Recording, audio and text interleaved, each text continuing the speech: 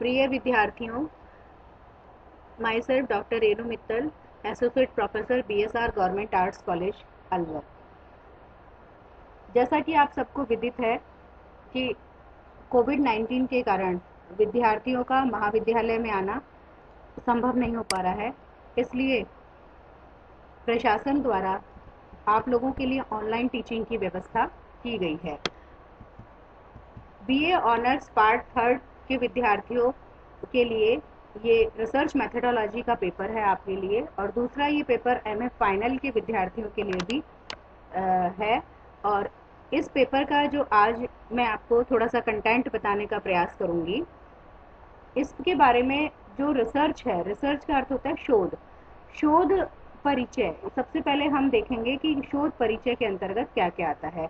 कि शोध का अर्थ किसी भी विज्ञान में या समाज विज्ञान में शोध अपने आप में एक महत्वपूर्ण घटक है।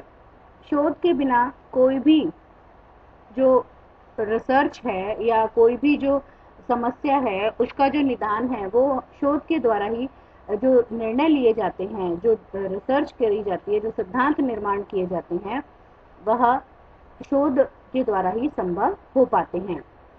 तो प्रस्तुत जो अपना सिलेबस है, इसमें हम थोड़े थोड़े से टॉपिक लेकर के चर्चा करेंगे। जो फर्स्ट हम टॉपिक है, इसमें मैं आपको ब्रीफ कर दूं, शोध। इसमें हम पढ़ेंगे शोध एक परिचय है, फिर हम इसकी प्रस्तावना और विषय प्रवेश के बारे में, फिर देखा जाएगा नेक्स्ट स्टेप में शोध के उद्देश्य क्या हैं, शोध की परिकल्पनाएं क्या हैं, और शोध प्रविधि क्या है, और शोध का क्षेत्र एवं सीमाएं क्या क्या हैं। और किसी भी शोध के सिर्फ करना ही उसको काफी नहीं होता है, बल्कि उस शोध ने हमारे समाज को क्या क्या योगदान दिया है या क्या उससे फायदा हुआ है, इन सब के बारे में हम चर्चा करेंगे। तो शोध, सबसे पहले जो पॉइंट है वो हम चर्चा करेंगे आज, शोध एक परिचय, कि शोध का क्या परिचय है, शोध किसको कहते हैं। तो इसके बारे में अब हम डिटेल में चर्चा करेंगे।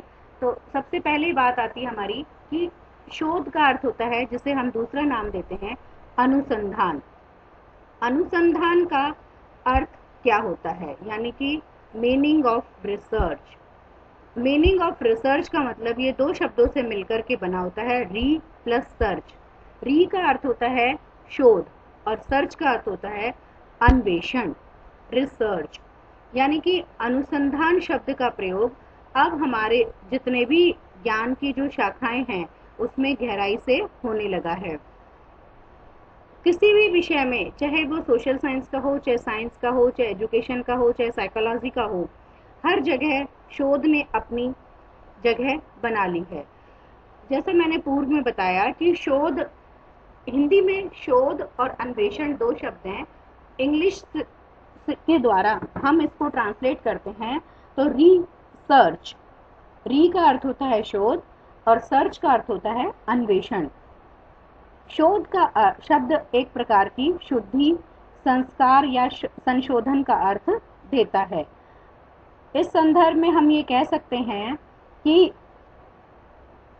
जो हमारे पास तथ्य हैं उनका विश्लेषण, उनका सारणीकरण करना और कुछ कुछ स्पष्टीकरण के लिए शोध शब्द का प्रयोग किया जा सकता है।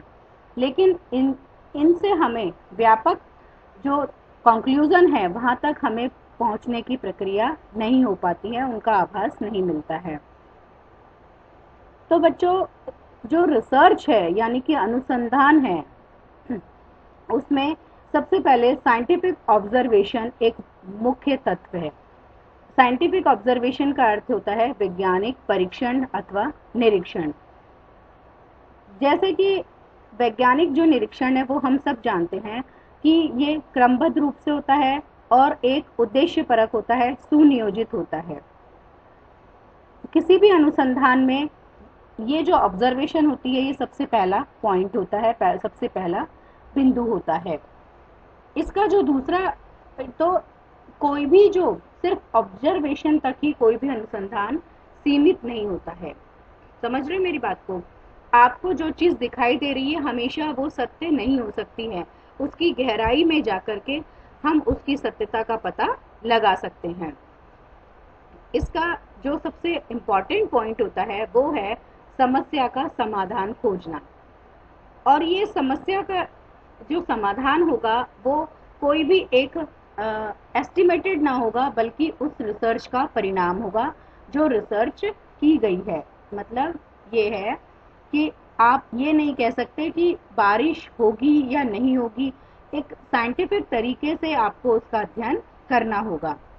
और कोई भी जो अनुसंधान की प्रक्रिया है वो एक रैशनल प्रोसेस है, तार्किक प्रक्रिया है, और प्रक्रिया के कारण ही इसकी जो रिसर्च होती है उसमें एक विशिष्टता पाई जाती है।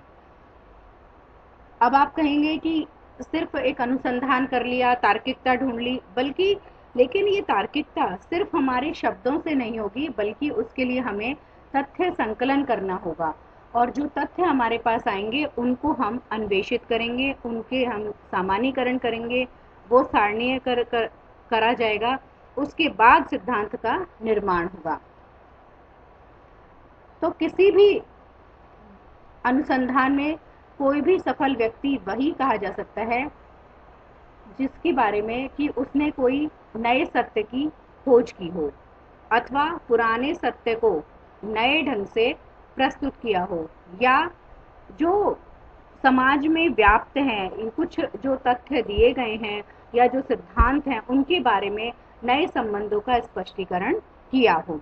तो इस दृष्टि से हम ये कह सकते हैं कि अनुसंधान क्षेत्र के अंतर्गत केवल नए सत्यों एवं नए तथ्यों की, नए सिद्धांतों की खोज ही नहीं है, वरन इसमें पुराने सत्यों एवं पुराने सिद्धांतों को नया रूप देना, नया कलेवर देना, पुराने नियमों को समय के अनुरूप उनमें नवीनता प्रदान करना, और जो तथ्यों को नए सिरे से स्पष्टीकरण करते हुए उनमें परस्पर अंतर संबंधों का विश्लेषण करना भी शामिल है। तो आशा है आपको समझ में आया होगा। मैं रिपीट कर देती हूँ एक बार कि वास्तव में अनुसंधान क्या है। कि भाई एक तो नए सत्य की खोज की जाए, पुराने सत्य को नए ढंग से प्रस्तुत किया जाए, अथवा जो नए संबंध हैं वो जो पहले से संबंधित कोई तथ्य हमारे सामने हैं, सिद्धांत हैं, उनको समय के अनुरूप उनमें नवीनता प्रदान की जाए और उनमें अंतर संबंध स्थापित करना ही वास्तव में शोध है। शोध के मुख्य रूप से कुछ उद्देश्य हैं जिन्हें हम चर्चा करेंगे। तो शोध के मुख्य रूप से हम निम्नलिखित उद्देश्य बता सकते हैं।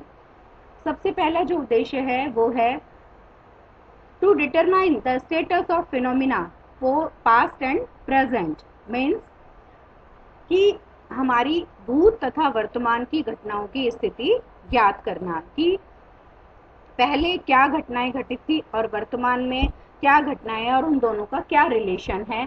तो ये हम को ये भी एक अनुसंधान का उद्देश्य है। मतलब ऐसा है कि कोई भी चीज एकदम हवा में नहीं आती है, उसके पीछे कोई ना कोई उसके पीछे इतिहास होता है। तो उस इतिहास से अपने आप को बंद करके हम उसका अध्ययन करेंगे। दूसरी बात आती है चुनी गई घटनाओं की प्रकृति, गठन तथा प्रक्रिया की विशेषताओं को ज्ञात करना। जैसे कुछ जो समाज में घटित हो रहा है, हम सोशल साइंस के बारे में बात कर रहे हैं, राजनीति विज्ञान के हम विद्यार्थी हैं, तो हम बताएंगे कि चुनी जो घटनाएं घटित हो रही हैं उनकी नेचर क्या है, उनका किस तरह से उनका प्रोसेस होता है। Means to ascertain the nature, composition and process that characterise selected phenomena. Next आता है इसमें कुछ घटनाओं के विकास का इतिहास, होने वाले परिवर्तन तथा वर्तमान स्थिति को ज्ञात करना। जैसे कि भाई पहले इतिहास में क्या घटना घटित हुई, उनमें क्या परिवर्तन हुए, और वर्तमान स्थिति में उन परिवर्तनों को हम कितना एक्सेप्ट करा और कितना वो हमारे लिए उपयोगी हैं। To trace the growth, development, history, change and status of certain phenomena. Next आता है कुछ घटनाओं अथवा चरों में कार्य कारण संबंधों को ज्ञात करना। To study the cause and effect relationship between certain phenomena. मतलब कि जो घटनाएं घटित हुई हैं, जो वेरिएबल्स हैं जो हमारे सामने आए हैं, कि जैसे अपन लोकतांत्रिक व्यवस्था में देखें कि भाई पुरानी जो लोकतांत्रिक व्यवस्था थी और वर्तमान में जो लोकतांत्रिक व्यवस्था है उसमें क्या परिवर्तन आए और उन परिवर्तनों का कार्य किस वजह से वो परिवर्तन आए, उसमें जो वेरिएबल्स काम किए उन सब के बारे में इसमें अध्ययन करना होता है। तो मूल रूप से हम ये ब्रीफ कर सकते हैं इस बात को कि पुरानी जो ऐतिहासिक फिनोमिना है उसको हमें भूलना नहीं है, इतिहास से हम लेंगे फिर उसको प्रेजेंट तक लाएंगे, इन बिटवीन जो भी हमारे पास डाटा कलेक्शन होगा वो किया जाएगा। और दूसरी बात, जो वेरिएबल्स चेंज करने के लिए जो वेरिएबल्स हमारे हैं उनमें हम रिलेशन स्थापित करेंगे। तो ये मैंने आपको थोड़ा सा बताया कि किस तरह से रिसर्च का अर्थ क्या है और रिसर्च के उद्देश्य क्या हैं। नेक्स्ट उसमें हम चर्चा करेंगे जनरल नेचर ऑफ रिसर्च।